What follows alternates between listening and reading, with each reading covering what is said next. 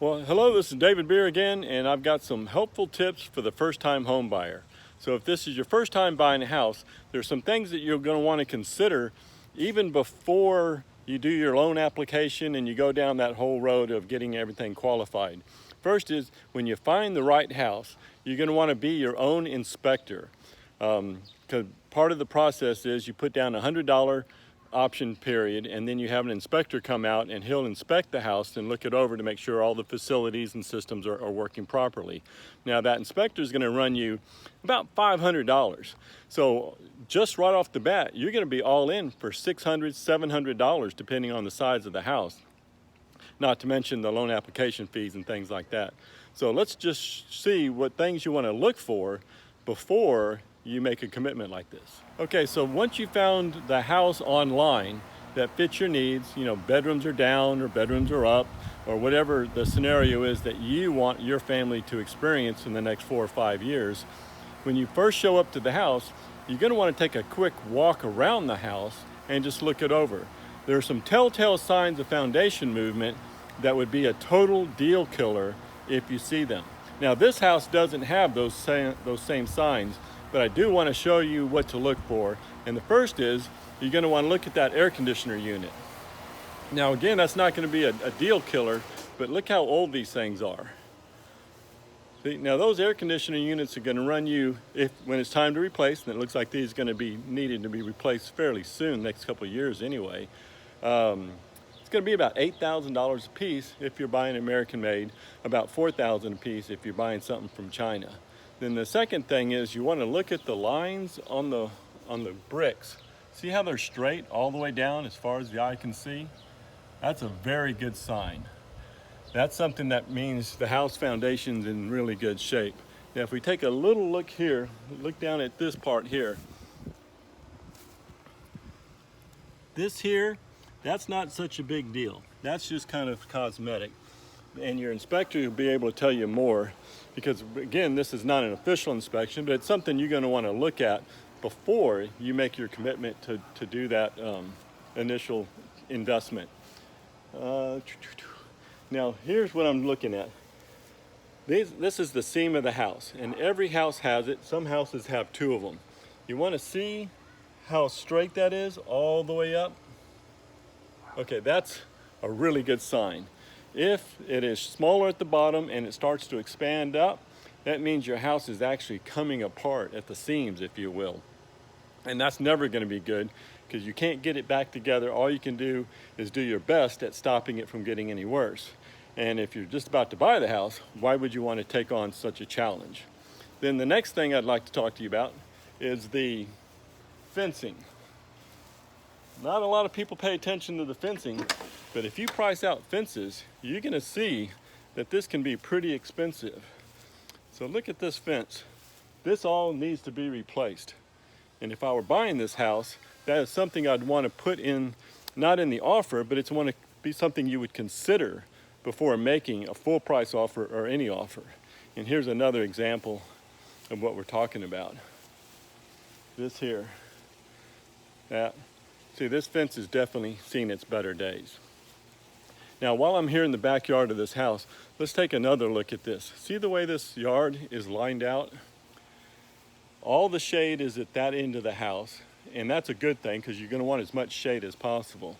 But when the sun comes up and it's coming out over the east and it's going to set in the west, this yard gets full sun all day long.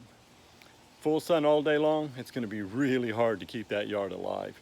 You're going to be spending a lot of money on water and care, fertilizing, stuff like that, which you should do anyway, but sometimes that sun's just going to kill that grass. These trees, great idea, but the wrong kind of trees. You want shade trees, and sometimes fruit trees produce the best shade trees. These trees aren't really trees, and they're not really going to help you out as much. Now, while we're here, we want to look at that roof. Now, I took a quick look at it earlier, and it's a brand new roof, and that's something that's going to really add some value to the house. So when you look at the appraisal, I would add maybe $10,000 to what the appraiser says. Not the tax appraisal, but when the actual appraiser says. It's really going to help you out knowing what the true value of the house is before you make that offer, because it's hard to go back once you've made that full price offer or any offer. Well, now that we're inside the house, this is the front door here. First thing you want to do is take a minute and just look around. Are the stairs where you want? Are you going to be comfortable going up and down those stairs every day? Or are they right in the way as you walk in the front door? You're going to be confronted with them. Now, when you look through the house, right here is a good time to decide, do you want to continue looking at this house? And it sounds kind of funny, but if you look at it and the downstairs isn't going to suit your needs, the upstairs isn't going to help. Now, the next thing you're going to want to look at is the kitchen. Depending on the countertops, you could spend $20,000 to upgrade the countertops to what this house has got. And these are the kind of countertops you're going to want. The old Formica style countertops, they're not going to last very long. There's also some tricks that the tradesmen have been using where they make it look like it's granite, but it's faux granite. And that's not something you want to indulge in. And if you do, you want to make your offer based on what it would cost to replace that countertop with a new quality countertop. And in this price point, this is definitely going to want to have these type of kitchens and a deep sink like this one. And the sink area is another thing that we're going to want to take a quick look at. Now, the things that's important about underneath the sink is if it's been dripping for quite a while, and a lot of these houses have, the floor of the cabinet is rotted out. Once that floor cuts rotted out, you've got yourself a host of problems dealing with vermin or little buggies, if you will. So take a quick look down in here and look to see how it's done. Now, if they have, this house isn't on the market, but if it were on the market, I would expect to have all that stuff removed out of there. And then you could check the foundation, just push on it a little bit to make sure that it's stable. Because once the cabinet goes, you can't really match these cabinets. So you're going to end up having to replace a bunch of them. And that is something you'd want to make sure and put in your offer. Not in your offer, but considering in your offer price. Okay, so at this point, we're assuming the floor plan is something that you're interested in and that you want to pursue. So we still want to continue looking for any possible problems with the house. And that's where we're going to want to look right up here in these corners. If there is any kind of foundation movement, you're going to see it. They're always at the windows. And then the next thing we're going to want to do is check the windows themselves. So if we take a minute and just open these windows, you're going to see if they open and if they're good for you. Now, when inspecting the windows, it's really pretty easy and pretty commonsensical. However, people tend not to do that. If you're in this house and you're looking to buy the house, open the window. Check the locks. Make sure that when they lock secure and there's no binding in the locking system.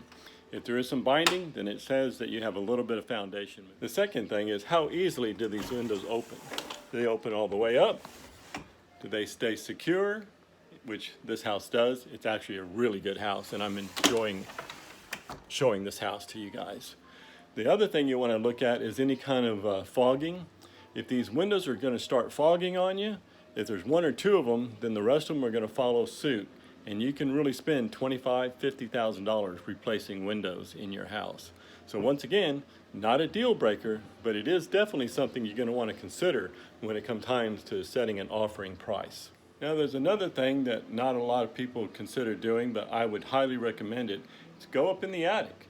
You can always find access to the attic. Most houses do have them. So take a minute, find the attic entrance, pull it down, and then just take a quick look. I do recommend taking your phone up there, snapping off a few pictures. Sometimes during the day it gets pretty hot, and those pictures allow you to take some time, zoom in, and check out the structural integrity of the subroofing. Okay, so you're going to want to be careful when you come up into the attic because there's usually insulation around, and a lot of times if the attic hasn't been opened recently, and sometimes if it has, you're going to have insulation falling down on the ground, carpeting around you. Definitely don't want that stuff falling in your hair or in your collar or on your shoulders because you've got a long day ahead of you and you really don't want to have that itchiness in there, and not all this insulation is good for you. Secondly, now is a good time to have a flashlight. You want to be able to take that flashlight and look around. It'll also help you when you're taking some pictures of the attic space. You're going to want to get pictures so that you can see some of the structural integrity of the subroof.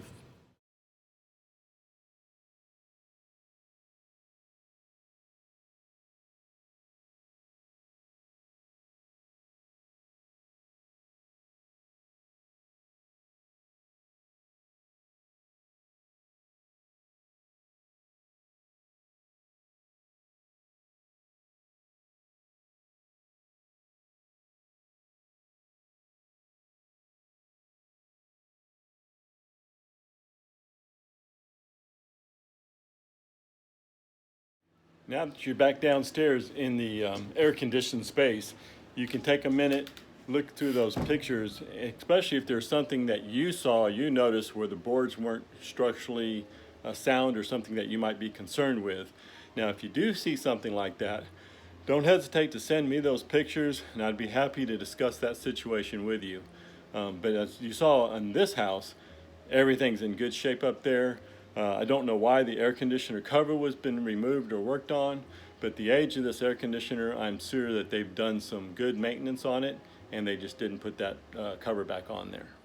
Now this might seem kind of weird, but it's definitely something you're going to do.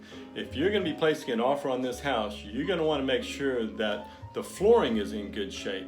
So as you walk through the house, notice if there's any creaking or cracking, and especially when it comes to the shower. Step in the shower. You hear that? We got some issues here in this bathroom area, and now that's also something you're going to want to consider when it comes time to place a price on the offer that you're going to make for this house.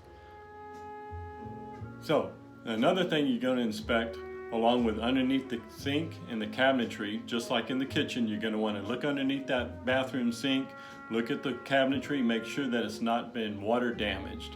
But while you're in there, turn on the fan and listen to it. Let it run for a few minutes. Some fans that haven't been running a long time, they'll start to put off an odor, if you will, like burning odor.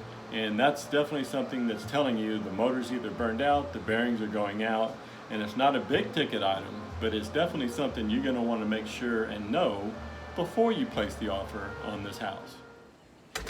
Well, and so there you have it. Some quick and easy tips to look at when you're looking at homes so that you don't end up spending 10 or 15 days of your life, several $100s, looking at a house that's really not right for you.